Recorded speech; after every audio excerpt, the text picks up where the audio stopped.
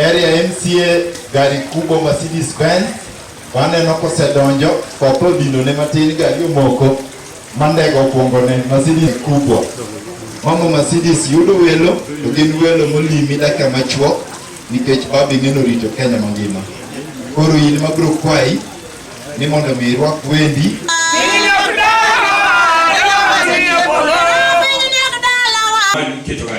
notice board. Koro idhi nagira kwineno nyingi tineno colleagues moduongo ifom one. Kalo penj maber class 8. Koro nolosna kaka dhi abira. Koro ng'ama nolosona kaka dhi abira iluongo ni Fanuel Omondi, Fanuel Omuga. When I got worried, I went to Fan and told Fanuel ni jogi kele school marach. Jogi ni kabisa. So Fanuel and agreements. And Augustine is one teacher who never punished students. He had a way of disarming students without. After Kagoradi Form 2, to Chapo Kujua English. He was an English teacher. So throughout my life at Abira High School, 4 years. And because as we speak, they are the ones collecting taxes, and indeed they are taxing Kenyans. Heavily. We cannot stop continuing to remind them that as they collect those taxes, they are under an obligation. I'm talking about Ruto specifically. As he continues to overtax us, he is under obligation to ensure that those taxes are utilized properly.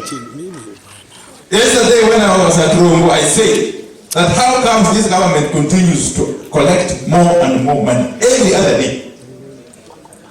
The revenue authority is saying they have hit the target. In fact, they have surpassed their revenue targets. The e-citizen platform is collecting no less than 3.5 billion shillings every single day. And yet we cannot see where this money is going. For now 3 months, the county governments have not received their disbursements, and workers are almost going without salaries. You know, schools opened yesterday, I think last week, on Monday, and some ones are joining school on this coming Monday. And yet there's no single coin that has come from National Treasury to address the issue of bursaries for these poor children. And yet Ruto and his cohorts continue to tax and overtax Kenyans. And they are collecting this money. We want to know where this money is going. And many other Kenyans who are on payrolls. You remember the enforced housing levy. Yande koto wacho. Ni housing levy is unconstitutional. That the only way it will stand is if it is rectified. And Kenyans are given a chance to participate or to give their views. And Parliament published 2 shorter notices for public participation. And the courts again declared that notice unconstitutional. Now we are wondering really. The courts have pronounced themselves.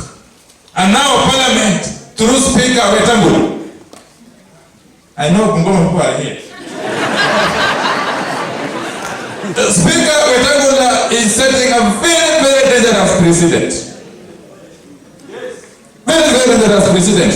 Because the courts have declared that public participation notice too short and therefore unconstitutional. And is going ahead to publish another notice before the matter is heard and determined in court. In short, he is committed contempt of God. And I will be asking the litigants to file contempt proceedings against WETANGULA and Parliament leadership. We cannot afford to continue paying illegal levies such as housing levy. Jadi mesti watching. Kendo kawa na ready kwa manye uliwito. Wakeka record Baba Raila Odinga. If there is any individual in this country who has been vilified and mistreated by courts, there is nobody who has been vilified and mistreated by courts like you. And in all these occasions, you have always agreed to agree with the decisions of the court. In 2013, for example, Baba, there was nothing that would have stopped you and us from going to State House and evacuating those guys and taking over power. But because the court said that the other one is the president, you agreed with the decision. Even though you disagreed with it, you agreed to comply with the decision. Therefore, our view is that Kenyans have no option but to agree with the decisions of the court. Because we have no other instrument of governance. Our instrument of governance is the Constitution, and the Constitution says that if there's a stalemate and there's a disagreement, you take those matters to court. Therefore, when somebody says that he is going to defy court decisions, that person is not living in the current Kenya.